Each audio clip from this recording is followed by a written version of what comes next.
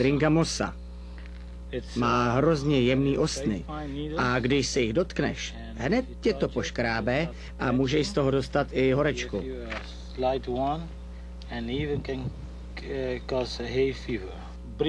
Bringa znamená v Papiamentu bojovat. Mossa je dívka. Bojovná dívka může být hodně nebezpečná. Tak pozor. Šlápnout do kaktusu se podaří okamžitě a projdou hladce i festovní podrážkou. Vyndat trny z nohou trvá i několik dní. Líp je mít na místo bot pneumatiky. Michelin, Gautier. Michelin. To jsme ještě netušili, jaké další překvapení nás tu čeká.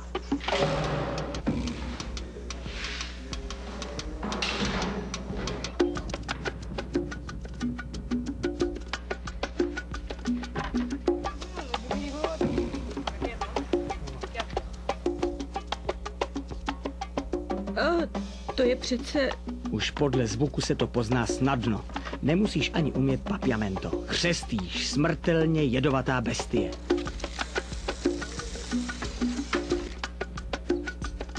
Tady jsme si ještě pořád mysleli, že chřestýše bude převážet nějaké speciálně zabezpečené vozidlo. Teď si musíš sednout a budeš to držet. OK? Nic ti neudělá.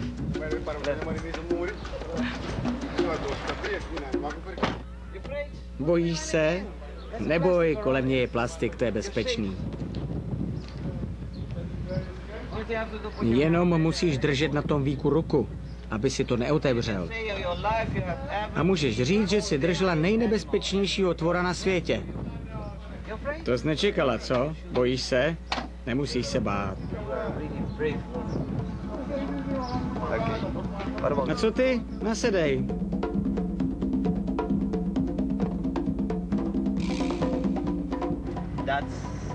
Tenhle typ chřestýše nežije nikde jinde na světě.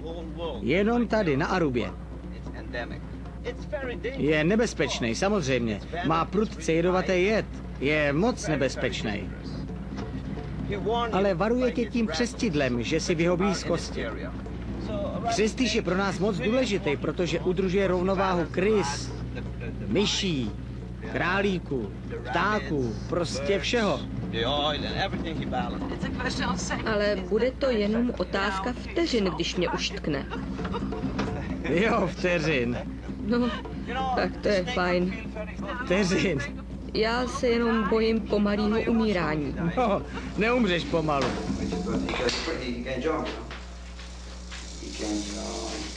Teď už můžeš vyskočit. Skoč, vylez. Tak pojď ven.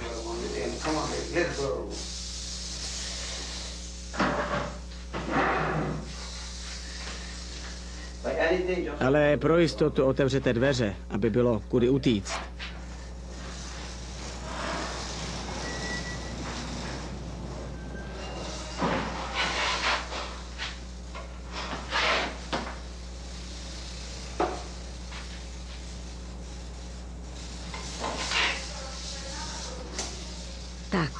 Teď prozradím něco, co nemůžete vidět.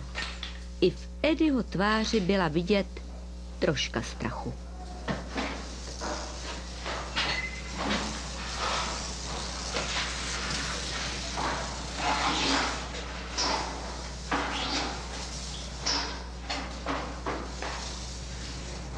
Krásný, co? Drama vystřídala rutina. Měření, určování věku podle článků na chřestidle. Vidíš, tady pod očima, vidíš ten otvor? A tam má něco jako laser, infračervený. Tím měří všechno živý před sebou, tu teplotu. Když zjistí, že jsi člověk, ví, že tě nesežere. Proto má tohle, aby tě varoval. 7. Bude mu 8. A další pán na holení.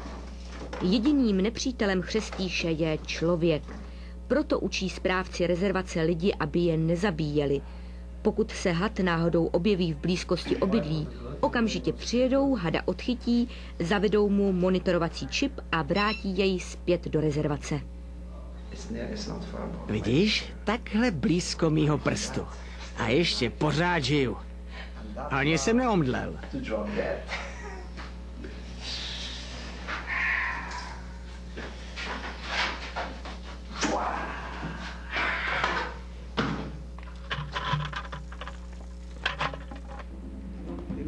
Nikdy k lidem nejdou, utečou.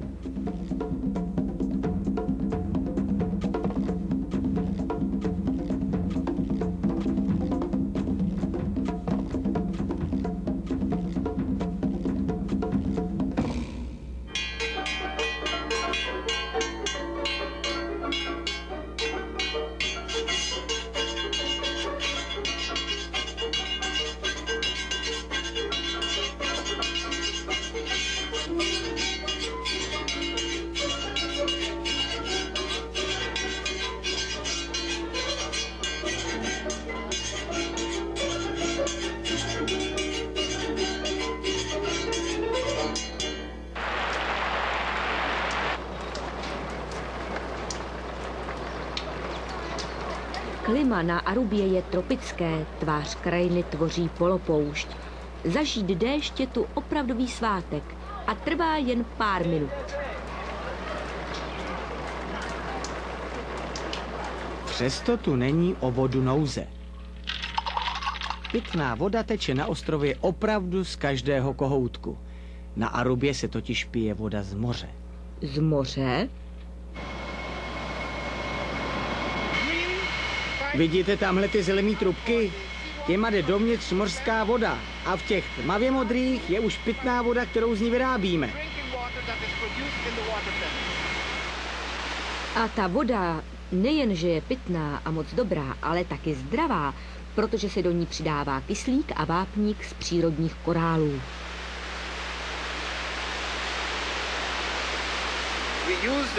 Používáme páru k výrobě elektřiny. Zbytek té páry posíláme do výrobny pitné vody, kde ohřívá vodu mořskou. Takže to je takový propojený systém výroby elektřiny a destilace mořské vody, z které vyrábíme velmi kvalitní pitnou vodu. Tohle je pitná voda vyrobená na Arubě. Jedna z nejlepších vod na světě.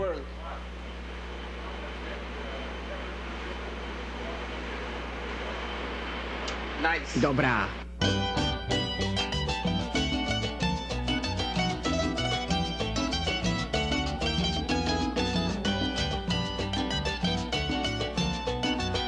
Zatímco Národní park Arikok je jednou tváří ostrova, tou druhou je tvář turistická.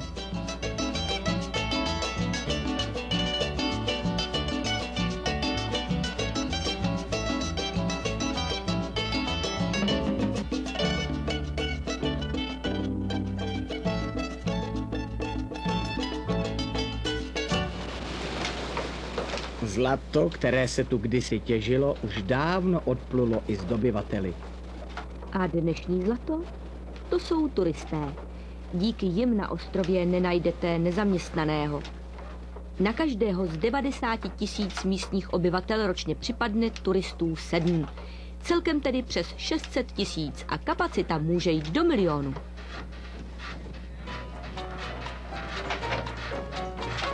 Mnozí se sem rádi vracejí. Prý i 10 let za sebou. To pak získají titul významného návštěvníka. Po 20 letech dokonce titul velvyslance dobré vůle. A další místní specialita. No tak. No co? Líbánková turistika. Turistické pláže a hotely mají naštěstí své místo striktně vyhrazené jen na západním cípu ostrova. A i tady je dnes už zakázáno stavět výškové budovy. Potápění je na Arubě populární asi jako u nás chodit na houby. Akorát nemusíte tolik hledat. Ryby si vás najdou sami.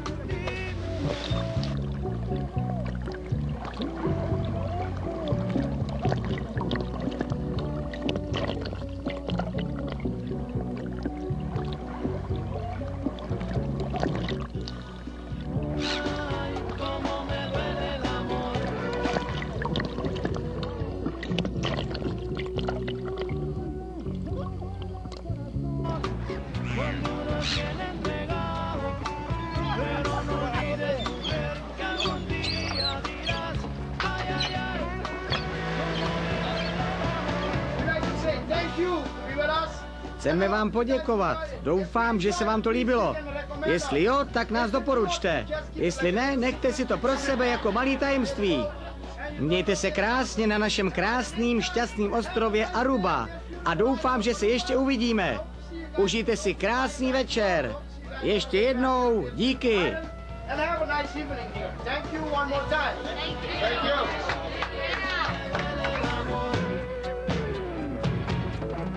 Happy Island, šťastný ostrov.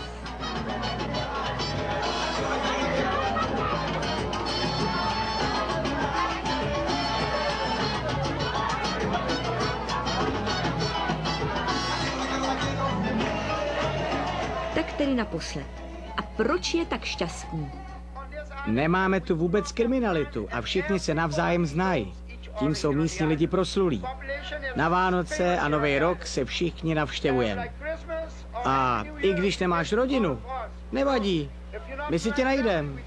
Přijdem za tebou s úsměvem, s muzikou, se vším.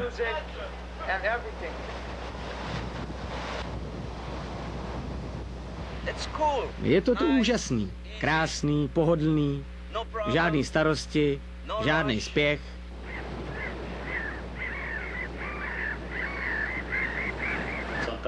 Když jdu do supermarketu, nechám klidně běžet motor, klíčky v autě. To by asi nikde jinde nešlo.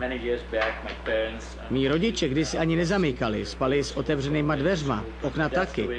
Tak se tu žije, jako v bezstarostném nebi. Říkáme tomu filiálka, no prostě náhradní nebe. Všechno je tu krásný, jsem na svůj ostrov moc pyšnej. Ale vždyť vy už máte i vlastní zkušenost.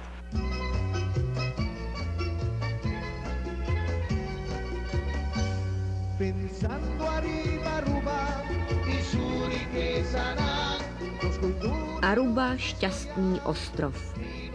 Stačí 2 týdny a poznat pár místních lidí. A zjistíte, že pod rouškou štěstí Arubanů se ukrývá přece jen trocha melancholie. Touhy po právu mluvit vlastním jazykem všude, nejen doma a mezi přáteli, ale i na úřadech a ve škole. Touhy poznat a učit děti víc o své zemi, než o panovnících Holandska. Nic proti Holandsku, ale do Evropy je to odsud pěkně daleko.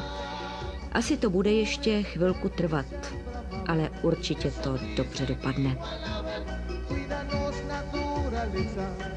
Loučíme se tedy s vámi, milí Arubané, vaším ahoj po arubsku. Ajo! Ajo.